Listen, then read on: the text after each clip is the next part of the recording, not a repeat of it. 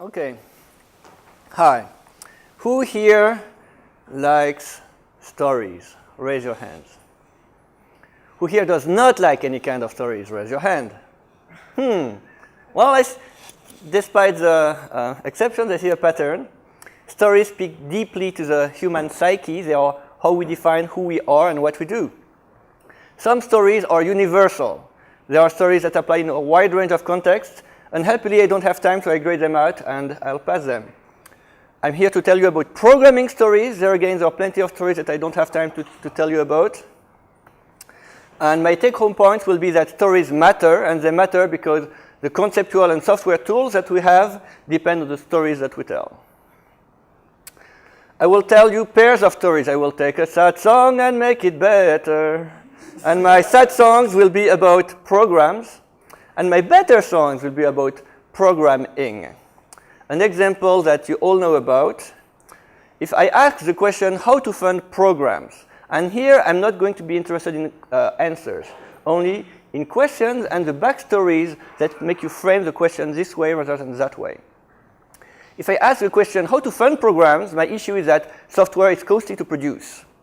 Therefore, useful software is scarce, and that's what I want to own and sell. People will then be vendors and customers, and what I end up as tools is proprietary software distributed as closed binaries. If instead I ask the question, how to fund programming, because starved coders don't code, it's skilled labor that is scarce, and that's what I will own and sell as services, and people will then be contributors and users, and what I end up with is free software and open source. And I think that's better. And here I hear someone somewhere in the room, maybe not this room, who says, I disagree. Well, it's okay to be wrong. You can be wrong. I can be wrong.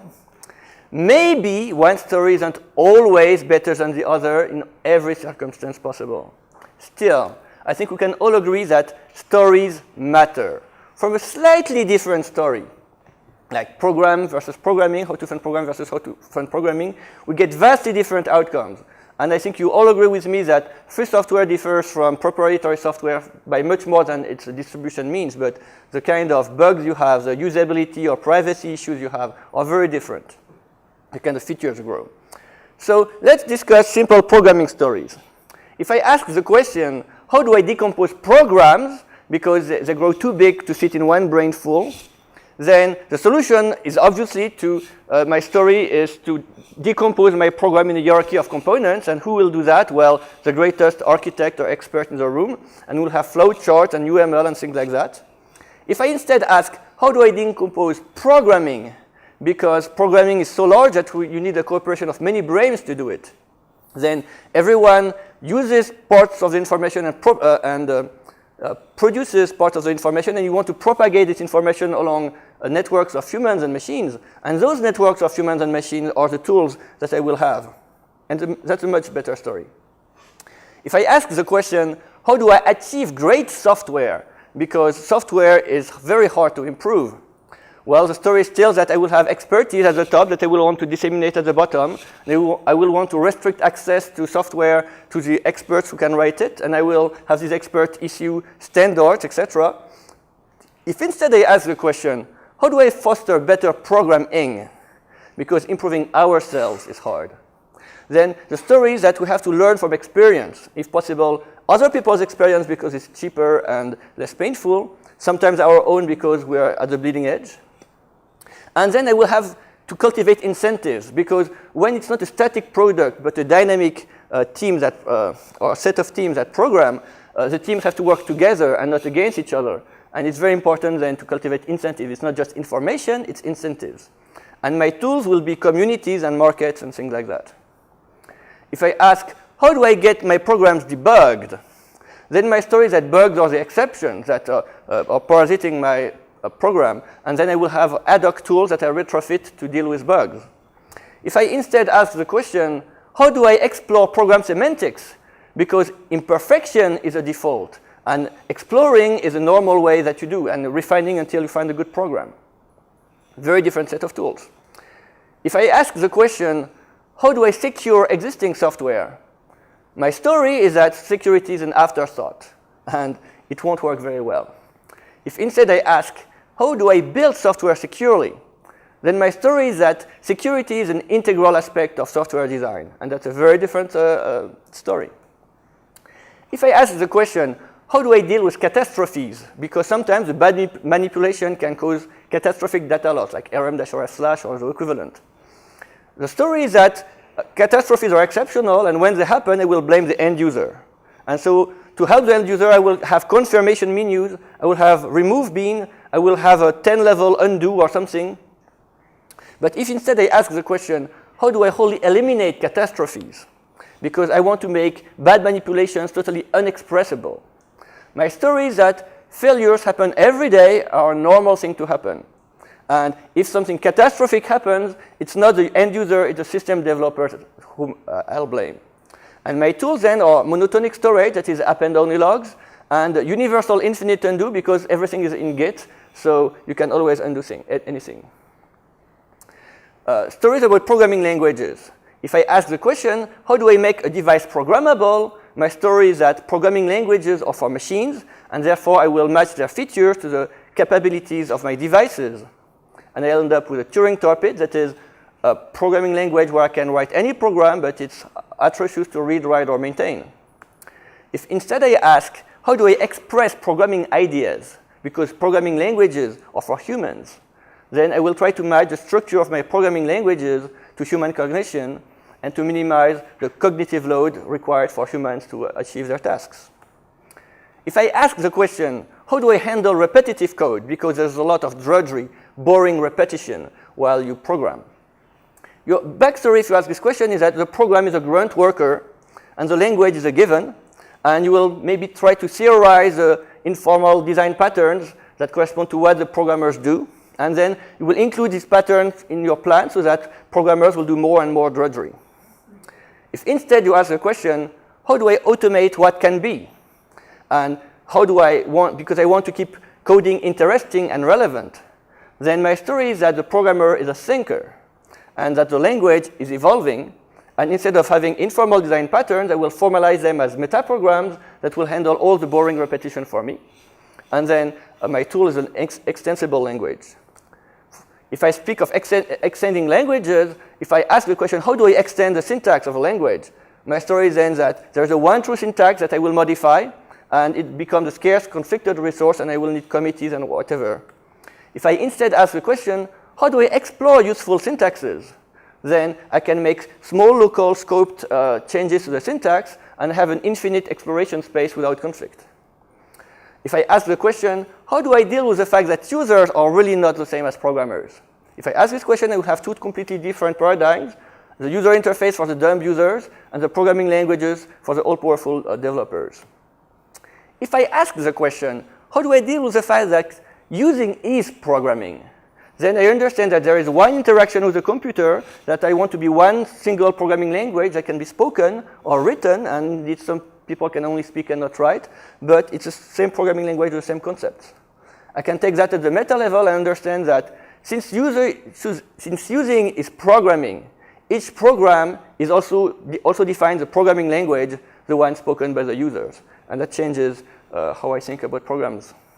I have many more stories to skip. Since this is a functional programming conference, let's talk about functional programming. Functional programming is the difference between these two stories.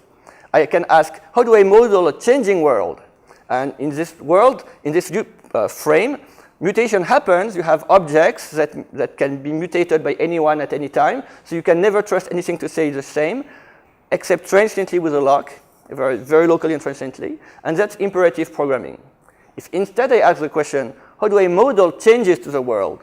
Then the changes are entities that are transformations that compose, and they act on immutable values that represent the state of part of the world at some time. And I can always reason about everything.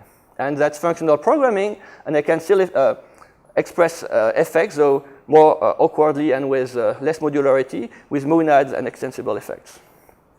I'll argue that you can have functional programming and imperative programming together if you change the question by how do I discuss relevant changes.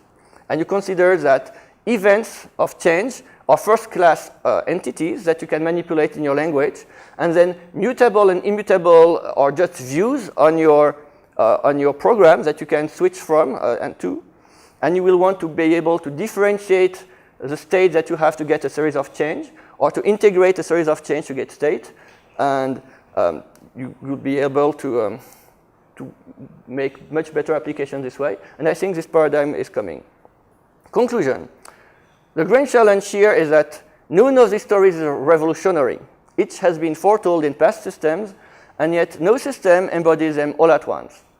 Since they've all been done before, what's missing is not technical ability. It's vision. It's the fact that being able to weave a story with all of them and understand that it's all part of the same story, and having an understanding of the world that's coherent. My take-home points, again, are that stories matter. The stories that you tell have consequences. The software tools that you use imply a story of why the tool is needed and how to use it. And the stories you tell imply tools of what tools are needed to complete the story. Better tools come from better stories and sticking to them. And explicit stories are a great meta tool, speaking of which. The question in my bad stories were about programs. They were focusing on the things being created. They were about static products and people being experts before the fact. And the bad thing was that the expert was then trying to make a good choice early, like decide the architecture, decide something early, write the program first. And then the expert, of course, is the moment the expert is most ignorant about the program is before having written it. So you will make the good choices, but actually you will impose your ignorance on everyone at the start of the project.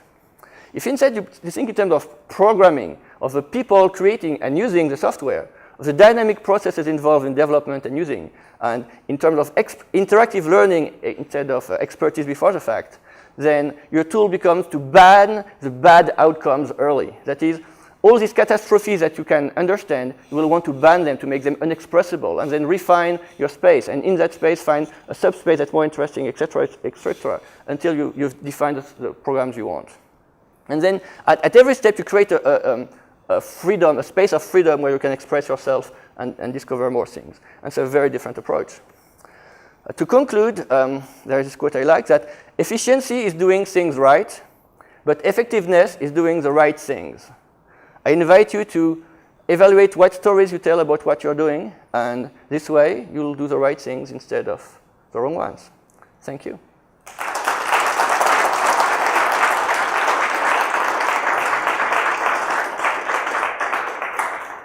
Do we have time for questions? Yeah.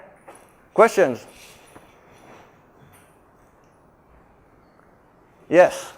Example. Does anyone have a good story? Does anyone tell a good story these days? I have plenty of stories to tell you, but in 10 minutes, maybe not, or 5 minutes. You have a good story to tell? I mean, in the context of this, do you have an example of people following this process, being on the better side rather than the sad side? Well, static typing, for instance. You could consider static typing as a series of random checks that make programming harder, and then it becomes a hurdle. Or you can understand static typing as a way to define what you can say and what you can't say, and define this space of freedom.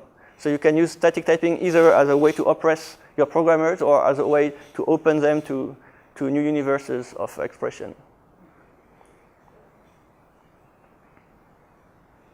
Yes? Perfect. You all understand everything about stories. Now I'll ask you to tell me great stories. I have stories, my favorite stories are about the origin of software, but this was another talk. You'll have to... Actually, it's the talk I gave yesterday, so at the conference. I can tell you about, well, no, these are, you know, these stories. Yeah, where does software come from? Which user needs does it serve?